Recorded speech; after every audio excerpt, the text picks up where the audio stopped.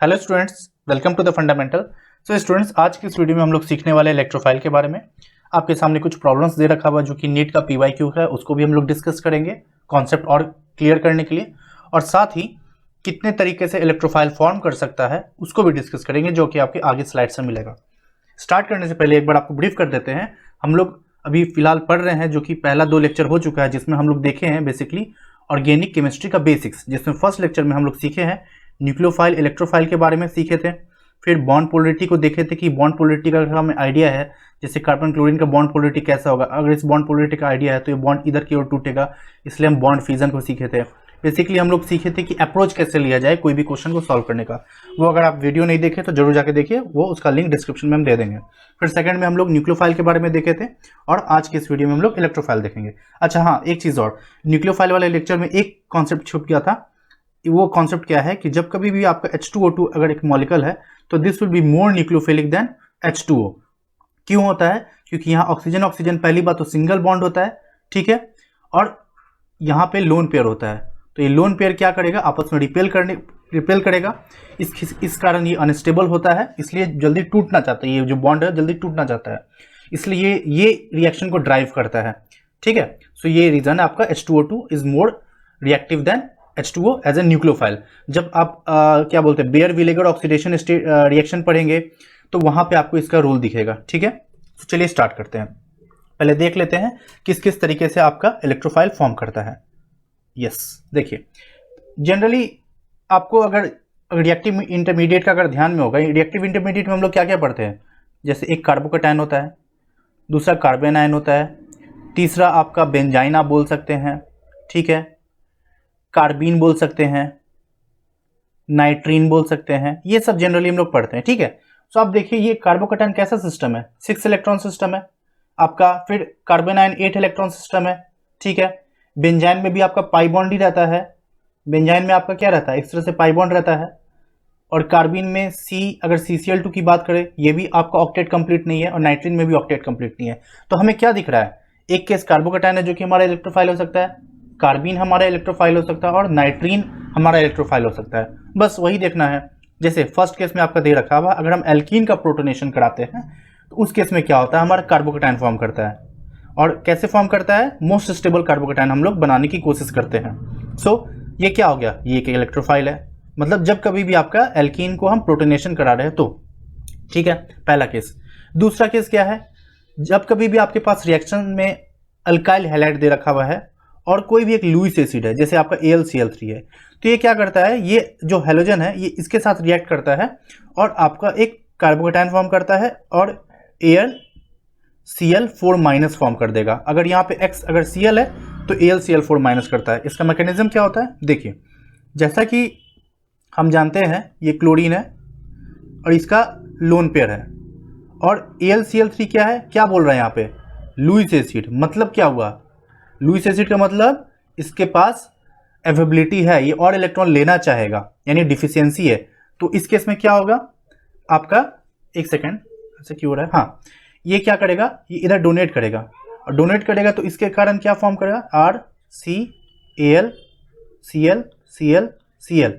यहाँ क्या फॉर्म कर रहा है, माइनस, ये क्या फॉर्म कर रहा है, प्लस, क्योंकि ये अटैक कर रहे हैं तो इस पर 2 इलेक्ट्रॉन इधर है, इसलिए चार्ज माइनस हो रहा है, ये अपना 2 इलेक्ट्रॉन दिया इसलिए यहाँ पॉजिटिव आ रहा है, और सिंस ये बॉन्ड टूट जाएगा पॉजिटिव को हटाने के लिए, तो जिसके कारण क्या होगा, हमारा R+ फॉर्म किया और यहाँ पे AlCl4- फॉर्म किया। समझ में आया, जब कभी भी लुईस एसिड है और अल्काइल हैलाइड है उस केस में कार्बोकैटायन कैसे फॉर्म करता है। थर्ड केस देख लेते हैं, जो आप SN1 रिएक्शन, अगर आप क्लास 12th में तो आपको ये पता होगा, रिएक्टिव इंटरमीडिएट्स आप पढ़े हैं तब भी आपको पता होगा। सो बेसिकली क्या है, जब कभी ऐसा SN1 रिएक्शन होता है जिसमें आप टर्शियरी अल्काइल हैलाइड लेते हैं जनरली, सो उस केस में क्या होता है, आपका कार्बोकैटायन एज इंटरमीडिएट फॉर्म करता था। ये आपका RDS स्टेप है, यानी आपका रेट डिटरमाइनिंग स्टेप है, उस केस में ये कार्बोकैटायन फॉर्म करता है, ठीक है। अगेन ये क्या है, ये हैलोजन है तो अपने तरफ इलेक्ट्रॉन अपने तरफ खींचेगा, delta negative delta positive, bond polarity है, टूट गया। देखिए फर्स्ट लेक्चर में हम लोग पढ़े ना बॉन्ड पोलरिटी कैसे हेल्प कर रहा है प्रेडिक्ट करने में कि किधर बॉन्ड टूटेगा, ठीक है। नेक्स्ट केस है अल्कोहल का प्रोटोनेशन, या फिर कोई भी आप डिहाइड्रेटिंग एजेंट ले लेते हैं।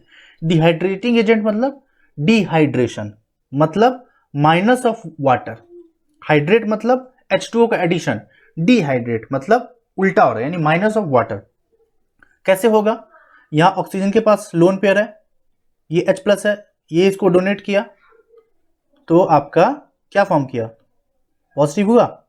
अब ये पॉजिटिव को खत्म करने के लिए अपने तरफ इलेक्ट्रॉन खींच लेगा। अगेन कैसे हो रहा है? बॉन्ड पोलरिटी तो बता रहा है ना, समझ में आ रहा है? इसी हिसाब से आपका यहाँ कार्बोकेटायन फॉर्म किया। क्लियर है? ठीक है। अब अगला केस हम लोग देखते हैं एल्डिहाइड और कीटोन का।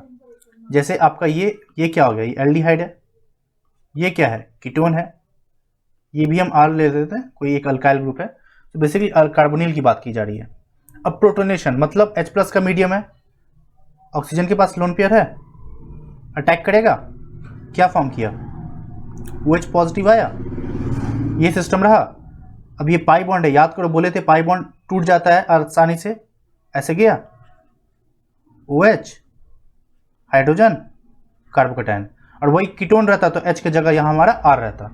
तो दिख रहा है ना कैसे ये प्रोटोनेशन के कारण यहाँ पे आपका जो कार्बोनिल ग्रुप है वो एक कार्बोकेटायन फॉर्म कर रहा है। जनरली यहाँ समझाने के लिए ऐसे बोले, बट जनरली आप जब रिएक्शन कराएंगे ना तो वहाँ हम लोग डायरेक्ट कराते हैं। अगर आपको याद हो एल्डोल रिएक्शन या फिर कोई भी कार्बोनिल का केमिस्ट्री अगर हम लोग देखते हैं, जैसे हम एल्डोल की बात करें, अगर एसिडिक मीडियम में हो रहा है तो क्या हो रहा था? H+ है, ये ऐसे प्रोटोनेट करता है और एक न्यूक्लियोफाइल आता है इधर से अटैक करता है। क्यों? ये प्रोटोनेशन के कारण होता क्या है एक्चुअली, पहले ये ऑक्सीजन ऐसे था तो ये सिर्फ खींच रहा है, अब क्या है ऑक्सीजन पे एक पॉजिटिव चार्ज है, यानी इलेक्ट्रोनेगेटिव पे एक पॉजिटिव चार्ज है, तो और भी ज्यादा खींचेगा, यानी ये इस सिस्टम को बहुत ज्यादा एक्टिवेट कर रहा है। इसलिए यहाँ पे अब जो न्यूक्लियोफाइल है वो भर भर के अटैक करेगा, बहुत ज्यादा अच्छे से अटैक करेगा। सो यही समझाने की कोशिश की जा रही है। सो आई होप आपको समझ में आ रहा है कि कैसे कैसे किस किस केस में हमारा कार्बोकेटायन जनरेट हो रहा है, या फिर बोले तो इलेक्ट्रोफाइल जनरेट हो रहा है। तो अगर आपको ये इलेक्ट्रोफाइल जनरेट करने आ गया तो आप रिएक्शन को कंडक्ट करा सकते हैं। जैसे कुछ नहीं था, ये यहाँ इलेक्ट्रोफाइल होने के कारण ये रिएक्शन SN1 हो गया, यहाँ इलेक्ट्रोफाइल होने के कारण आपको कार्बोनाइल केमिस्ट्री समझ में आ रहा है, जो कि आप एल्डिहाइड कीटोन में पढ़ते हैं। आई होप आपको क्लियर हो रहा होगा। अब देख लेते हैं जब आपका लिविंग ग्रुप N2+ के फॉर्म में होता है, और N2+ ये बहुत ही अच्छा लिविंग ग्रुप होता है। क्यों? क्योंकि नाइट्रोजन के साथ ये दूसरा नाइट्रोजन है जो कि ट्रिपल बॉन्ड है, बहुत स्टेबल है, तो ये हमेशा निकलना चाहेगा। और दूसरी बात क्या है, ये क्या है? आपका गैस है, और जब कभी भी सिस्टम में गैस निकलता है तो सिस्टम का क्या होता है? एंट्रोपी बढ़ जाता है। ठीक है, आप थर्मोडायनेमिक्स से पढ़े हैं। तो यहाँ पे अगेन क्या होगा?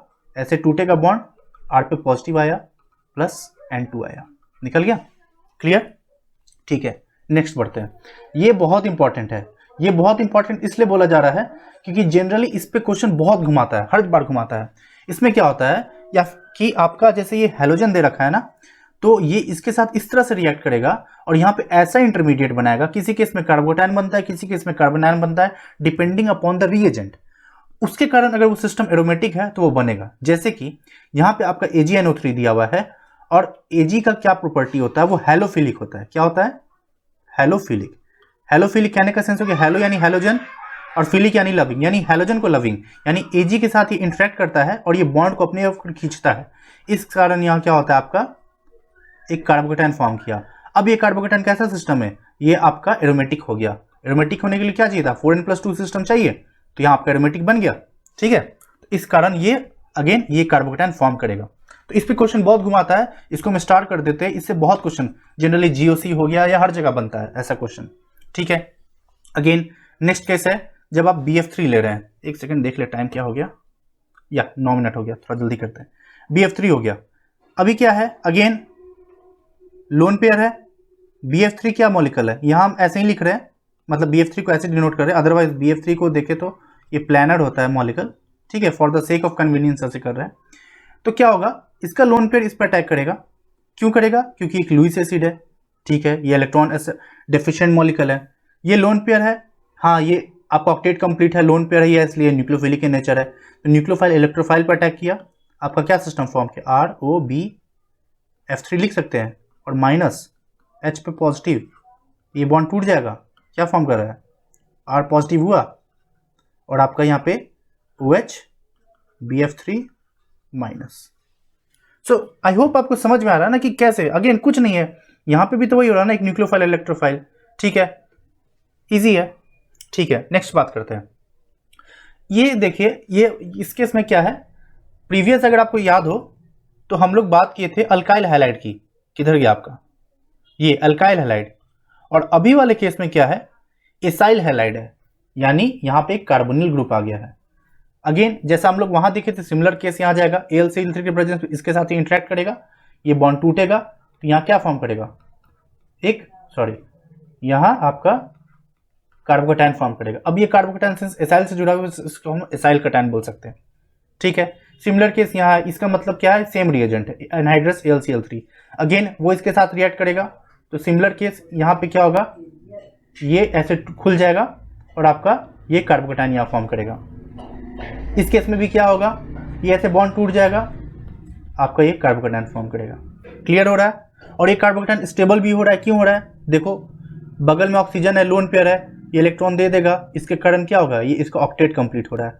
या आप रेजोनेंस से पढ़े हैं कि जब कभी भी एक ऐसा सिस्टम जनरेट हो रहा है जिसमें सारे एटम का ऑक्टेट कंप्लीट है, तो वो मोर स्टेबल रेजोनेटिंग स्ट्रक्चर है compare to the previous one.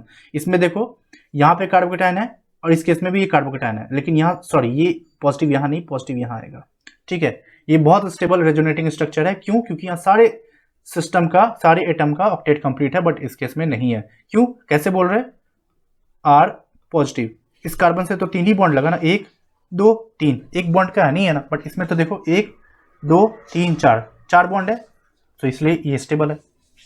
Clear हो रहा है? ठीक है। अगला केस है कीटीन। कीटीन में भी आप अगर आप H+ देंगे तो यहाँ पे भी कार्बोकैटायन फॉर्म करेगा। देखिए ये इधर अटैक किया, तो आप खुद ऑब्जर्व कीजिए, अभी CH2 लगा रहे हैं हम, यहाँ आपका हो गया कार्बन और इधर हो गया आपका ऑक्सीजन। किस साइड H आएगा तो पॉजिटिव मतलब जाएगा, जो ज़्यादा स्टेबल। अगर पॉजिटिव यहाँ आता है तो हम लोग सीखे हैं ये इधर लोन पेयर देके स्टेबल कर देगा, यानी हाइड्रोजन इधर आया होगा, हेंस इधर ऐसा अटैक हुआ और यहाँ आपका कैटायन फॉर्म करेगा। अगेन ये आपका इलेक्ट्रोफाइल जनरेट हो रहा है।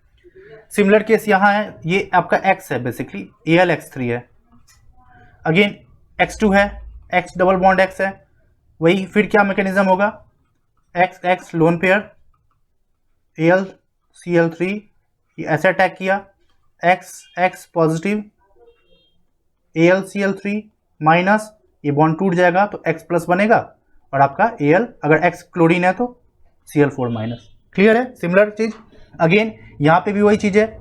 ये मोस्ट कॉमन रिएक्शन आप जो पढ़ते हैं एल्कीन में, ब्रोमीन वाटर, याद करो ब्रोमीन वाटर का रिएक्शन, जिस केस में आपका जैसे अगर आप एल्कीन लेते हैं और आपका ब्रोमीन वाटर होता है, एक केस होता है ब्रोमीन और एक केस होता है आपका ब्रोमीन वाटर। इस केस में क्या होता है, जो आपका एक साइड ब्रोमीन लगता था और एक साइड एंटी पोजीशन में वाटर के कारण OH लगता था, बट इस केस में आपका एक साइड ब्रोमीन लगता है और दूसरे साइड भी आपका ब्रोमीन लगता है।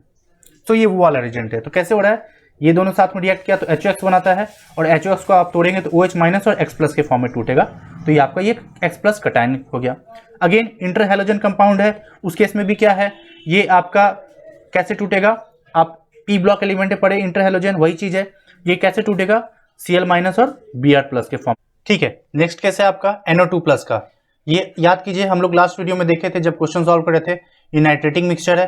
नाइट्रेटिंग मिक्सचर होगा तो यहाँ पे ये H2SO4 कैसे ऐड कर रहा था आपका एसिड की तरह, और ये कैसे ऐड करेगा आपका बेस की तरह। इसके ख्याल से ये आपका NO2+ बनता था। वही अगर आपका H2SO4 नहीं दिया है, दोनों HNO3 है, तब भी आपका NO2+ बनेगा। ठीक है। नेक्स्ट केस क्या है, N2O5, ये आप P ब्लॉक में पढ़ते हैं। N2O5 क्या है, एनहाइड्राइड ऑफ नाइट्रिक एसिड। ठीक है। सो बेसिकली अगर आप N2O5 में H+ देंगे तो आपका NO2+ यहाँ पे भी निकलता है। समझ में आया? ठीक है। अगला केस, अब वही अगर आपका N2O5 अगर सॉलिड स्टेट में होता, प्रीवियस केस में क्या था, N2O5 आपका लिक्विड फॉर्म में था, यहाँ सॉलिड फॉर्म में होगा, तो ये क्या करेगा, ये आपका NO2+ और NO3- के फॉर्म में आ सकता है। नेक्स्ट केस है आपका NaNO2 और HX का। इस केस में क्या होता है, NaNO2 अगर आप ध्यान से ऑब्जर्व करें तो कैसे होता है, N डबल बॉन्ड O- और Na+। इसमें अगर आप HX को दे देंगे, इसके कारण क्या होगा, ONOH हो गया। ठीक है, HNO2 सिस्टम बन गया आपका। अब यहां से क्या होगा, ये NO+ निकल जाता है। कैसे निकलता है, अगेन ये HX दिया हुआ आपका मीडियम में, ये इधर आएगा प्रोटोनेट करेगा -H2O, तो क्या फॉर्म कर रहा है आपका N डबल बॉन्ड O और ये पॉजिटिव बन रहा है, इस ख्याल से आपका ये इलेक्ट्रोफाइल हो गया। समझ में आया? ठीक है। अगेन नेक्स्ट केस क्या है, NOCl, NO+ और प्लस Cl- के फॉर्म में टूटता है। ये आपका प्रीवियस कोई IIT में पूछा था, कौन सी ईयर में पूछा याद नहीं है, शायद 2006 में पूछा था। जितना अगर ध्यान में है तो। ठीक है, नेक्स्ट केस डिस्कस करते हैं, डाइजोनियम सॉल्ट। अगेन पीछे जो हम लोग देखे HNO2 था, यहाँ HNO2 बनाएगा और HNO2 से आपका N डबल बॉन्ड पॉजिटिव बनाएगा।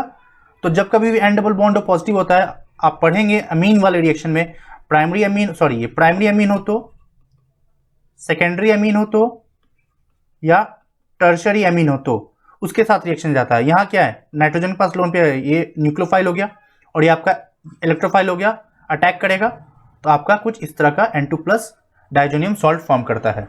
ठीक है, क्लियर है?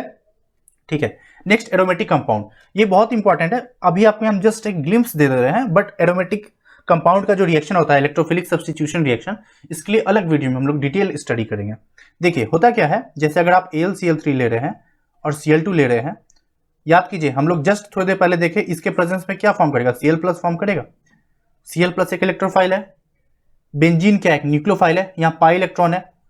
अब क्या होगा, ये इस पर अटैक करेगा तो कैसा स्ट्रक्चर फॉर्म करेगा, कुछ ऐसा फॉर्म करेगा। ये कार्बोकेटायन जनरेट हुआ, नेक्स्ट स्टेप में -H+ हो जाता था और जिसके कारण ये आपका बेंजीन का एरोमेटिसिटी रिटर्न हो जा रहा है और क्लोरोबेंजीन बन जाता है। ये आपका मैकेनिज्म होता है। बट इस पूरे प्रोसेस में क्या हो रहा है, बेंजीन एक न्यूक्लियोफाइल की तरह बिहेव कर रहा है और ये Cl प्लस आपका इलेक्ट्रोफाइल जनरेट हो रहा है इसके थ्रू। आई होप आपको क्लियर हुआ होगा। चलिए अब देखिए, आपको स्टार्टिंग में बोले थे कि कार्बिन भी आपका एक इलेक्ट्रोफाइल होता है। देखिए होता क्या है, जैसे आपका ये जनरल रिएजेंट दिया रहता है जिसमें CH3Cl3 जो क्लोरोफॉर्म है और बेस के प्रेजेंस में आपका कार्बिन बनाता है। और ये जो रिएजेंट होता है रीमर टीमर रिएक्शन में आप जनरली देखते हैं, जो फेनॉल में हम लोग पढ़ते हैं, फेनॉल रहता था और इसमें अगर आपको ये रिएजेंट है तो इस केस में क्या होता है, आपका जो स्ट्रक्चर फॉर्म करेगा वो कुछ इस तरह का, यानी ऑर्थो पोजीशन पे आपका एल्डिहाइड आ जाता था। ये आपका रीमर टीमर रिएक्शन है। कैसे होगा मैकेनिज्म, आइए देखते हैं। Cl है, Cl, Cl, H और ये बेस है। याद करो सेकंड वीडियो में हम देखे थे बेस है, तो बेस क्या करेगा, प्रोटॉन एब्स्ट्रैक्ट करेगा। प्रोटॉन एब्स्ट्रैक्ट किया, ये CCl3 फॉर्म किया। ठीक है, अब यहाँ क्या होगा, ये अल्फा एलिमिनेशन होगा। दो तरह का एलिमिनेशन होता है, एक होता है बीटा एलिमिनेशन। अगर Cl यहाँ है, H यहाँ है, तो बेस आता है यहाँ से अटैक करता है और ये निकाल देता है। तो बीटा एलिमिनेशन कहने का क्या मतलब हो गया, फर्स्ट कार्बन सेकंड कार्बन दोनों अलग अलग है, बट अगर सेम कार्बन से ही निकल रहा है तो उसको हम लोग अल्फा एलिमिनेशन बोलते हैं। तो यहाँ से Cl निकल गया। कैसे बोल पा रहे हैं, इसी कार्बन से आपका हाइड्रोजन जुड़ा है और इसी कार्बन से आपका क्लोरीन जुड़ा हुआ है, तो इस केस में अगर Cl माइनस निकलेगा तो आपका CCl2 ये कार्बन फॉर्म किया। सो सेम कार्बन से H और Cl निकल रहा है, इसलिए हम इसको अल्फा एलिमिनेशन बोलेंगे। जब हम लोग एलिमिनेशन रिएक्शन पढ़ेंगे तो वहाँ और अच्छे से सीखेंगे। ठीक है, ये आपका फोटोलाइसिस दिया रखा है, कीटीन है और आपका ये एजोमीथेन है। इस केस में क्या होगा, अगर आप लाइट की प्रेजेंस में करेंगे तो यहाँ भी आपका कार्बन फॉर्म करेगा और ये गैस निकल जाएगा जो कि आपका एंट्रोपी बढ़ाता है। Hence it is thermodynamically stable process. समझ में आया? ठीक है, ये लास्ट है एसाइल नाइट्रीन। एसाइल नाइट्रीन ये बहुत इंपॉर्टेंट है। क्यों है? क्योंकि कुछ नेम रिएक्शन है, जैसे आप एमीन में पढ़ेंगे हॉफमैन ब्रोमोमाइड सिंथेसिस, या फिर आप ये लोजेन रिएक्शन, कर्टियस रिएरेंजमेंट, क्लेजन एस्केमिड, हर केस में क्या हो रहा है, देखिए ये हम इसलिए सबको साथ में लिए हैं। देखिए आपका स्टार्टिंग मटेरियल भले अलग हो, रिएजेंट भी हर केस में अलग अलग है, बट सब केस में जो इंटरमीडिएट जाएगा वो हमेशा इस पाथवे से जाएगा। ये कैसे होता है अभी इसको हम डिस्कस नहीं करेंगे, जब वहाँ हम लोग इस पर्टिकुलर नेम रिएक्शन या अमीन वाले चैप्टर को डिस्कस करेंगे तो वहाँ एक्सप्लेन कर देंगे, बट फिर भी हम इसको बोल देते हैं आपका हॉफमैन ब्रोमोमाइड को। देखिए इस केस में क्या होगा, ये आपका NH2 है और यहाँ पे बेस दिया हुआ है, तो बेस ये प्रोटॉन एब्स्ट्रैक्ट करेगा, तो यहाँ पे आपका क्या फॉर्म किया, NH माइनस, ये क्या हो गया, एक न्यूक्लियोफाइल हो गया। ठीक है, ये बेस की तरह एक्ट किया था तो -H2 है। अब ये न्यूक्लियोफाइल है और दूसरा चाहिए इलेक्ट्रोफाइल, ये इलेक्ट्रोफाइल की तरह बिहेव करेगा। क्यों करेगा? क्योंकि दो इलेक्ट्रोनेगेटिव एटम के बीच में एक सिंगल बॉन्ड है। F2 का बॉन्ड लेंथ ऐसा होता है, Cl2 कुछ ऐसा मान लो, ब्रोमीन कुछ ऐसा मान लो, आयोडीन इतना कुछ ऐसा मान लो, तो इसके बीच का जो ये स्ट्रेंथ होगा ये उतना नहीं होगा, इजीली डिसोशिएट कर जाएगा। इस कारण क्या होगा, ये इस पर अटैक करेगा और ये क्लीव कर देगा, तो जिसके कारण आपका स्ट्रक्चर फॉर्म किया RC डबल बॉन्ड हो NH Br। Again next step में बेस आएगा, ये प्रोटॉन को एब्स्ट्रैक्ट करेगा और यहाँ पे माइनस क्रिएट करेगा, तो आपका क्या स्ट्रक्चर फॉर्म किया, RC डबल बॉन्ड हो N माइनस Br। अब फिर क्या करेगा, ये माइनस ऑफ Br हो जाएगा, याद करो हम लोग प्रीवियस वाले स्लाइड में क्या देखे थे, ये C पे माइनस से और Cl निकल रहा था तो कार्बिन फॉर्म कर रहा है। सिमिलर केस यहाँ है, N पे माइनस से Br है, अगर निकलेगा तो कुछ ऐसा स्ट्रक्चर फॉर्म करेगा नाइट्रीन, और ये फिर क्या होगा, ये ऐसे जाएगा, रीअरेंज करेगा और इधर आ जाएगा और फिर आपका आइसोसाइनेट बनता है और फिर फर्दर वाटर मॉलिक्यूल देंगे तो आपका प्राइमरी एमीन बन जाता है। तो ये मैकेनिज्म होता है जो फिलहाल उतना नहीं, मतलब इसको डिस्कस कर रहे हैं, जस्ट आपको एक ओवरव्यू दे दिए हैं कि हाँ कैसे जा रहा है। But point to be concern is here कि इस केस में नाइट्रीन बन रहा है आपका इंटरमीडिएट, जो कि इलेक्ट्रोफिलिक इन नेचर होता है। तो आई होप आपको ये क्लियर हुआ होगा कि कैसे कैसे रिएक्शंस हो रहे हैं। सो अगर आपको इतने इलेक्ट्रोफाइल्स, मतलब कैसे कैसे इलेक्ट्रोफाइल बन रहा है, किस केस में कैसे बन रहा है, तो आपको एक रफ आइडिया लग गया होगा, और इस कारण आप कोई भी क्वेश्चन को इजीली अटेम्प्ट कर सकते हैं, आई बिलीव। ठीक है, अब आइए कुछ प्रॉब्लम जो हम लोग शुरू में देखे थे उसको डिस्कस कर लेते हैं। And I am extremely sorry for the background noise, I can't do anything, I am literally sorry, please bear with मी। ठीक है, ये वाला क्वेश्चन देखते हैं।